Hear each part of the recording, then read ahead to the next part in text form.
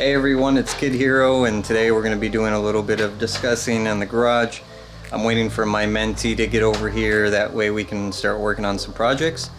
In the previous video I had discussed some projects that I'm kind of doing in my spare time. One of them being my mentee's dirt bike, which you can see right there. It is a Chinese clone. It's called the Magician. It's a dual-purpose enduro dirt bike motorcycle. He bought it off of Craigslist, I believe, for $120. We're going through and making sure everything is correct on it, and just to kind of show you what I do when getting a project like this, and especially if stuff has been messed up by the previous owner, how you can go about either determining if you can fix it or if it's a lost cause. This one in particular has a wiring issue, and I was debating in between either doing a complete custom rewiring job. The other project, and let me scoot back that way I can get it into frame since it's so big, is the Batpod Replica that I've been working on. Been working on this casually over the past 5 or so months during quarantine, social distancing. It is a Batpod Replica. The size tires that it has on the front as well as the back are size 32 tall by 20 wide on 15-inch rims. And to kind of give you an idea exactly of how wide these tires are, I'm going to put my head next to it. And obviously your head does not want to be anywhere near this thing when it comes strolling down the road. It was actually a community project that I initially started, and once it's done, I was actually planning on writing this thing to either elementary, junior high, or high schools to get students interested in STEM, but also doing skill-based development such as welding, automotive mechanics, motorcycle mechanics, engineering, etc. It is completely made out of scrap, aside from obviously the tires, which are brand new, and the rims, which were used when I got them. Most of the parts you can actually find either at a junkyard or just secondhand.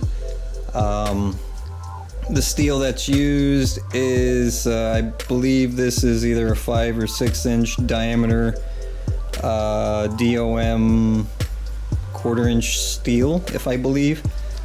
These were actually, I believe, 2 inch 1/4 inch steel flat stock. Yep, 2 inch. Steering on it actually works. If we go up to the handlebars right here, the wheel will actually turn, which works great.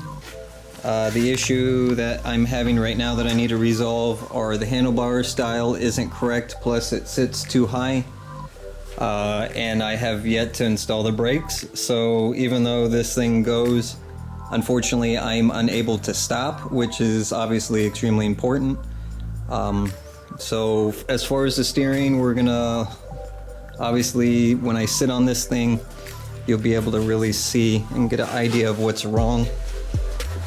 So if I'm sitting on this, let me turn the camera around and try to hold it in a manner to where you can see. If I'm sitting riding on this thing, you're supposed to be riding it kind of like a sports motorcycle, leaning forward. The problem with this is the triple tree is definitely in a very ill-advised, unwanted position, especially if I have to stop extremely quickly. Either these bolts or this mounting point is either going to go into my eye, or I'm likely to break my jaw on this piece right here. So what I'm going to end up doing is I'm going to actually uninstall this piece. I'm going to lower this down at least 6 to 8 inches. That way it's located down here.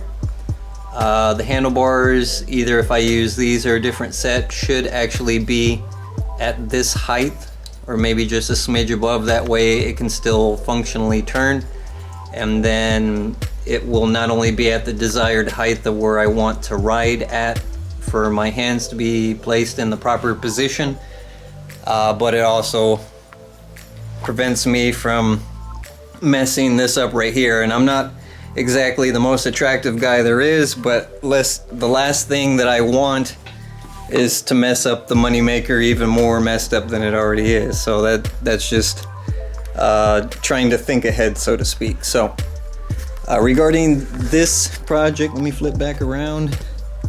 As far as fixing the handlebars, installing brakes on both the front and the rear, obviously there's going to be cosmetic stuff, but the engine runs the way that it is. It used to be a 2003 Yamaha Warrior, actually. So it was actually originally born as an ATV.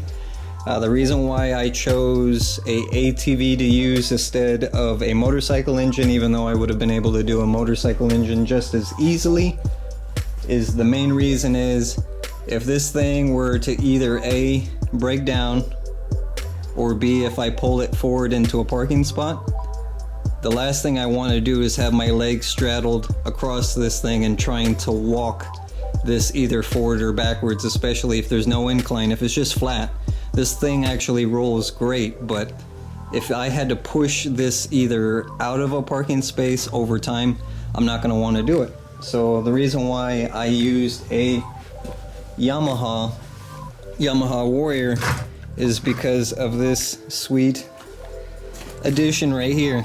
I just lift this up, crank it back, and bam, I got reverse. So I can actually drive this thing in reverse. I can drive it in going, you know, obviously forward. The turning and everything works the way it needs to work. So that part is great. So we just need to lower the handlebars and then put the brakes on this thing and we'll be good to go. So this week's video went a little bit late, so I'm gonna cut it a little bit short.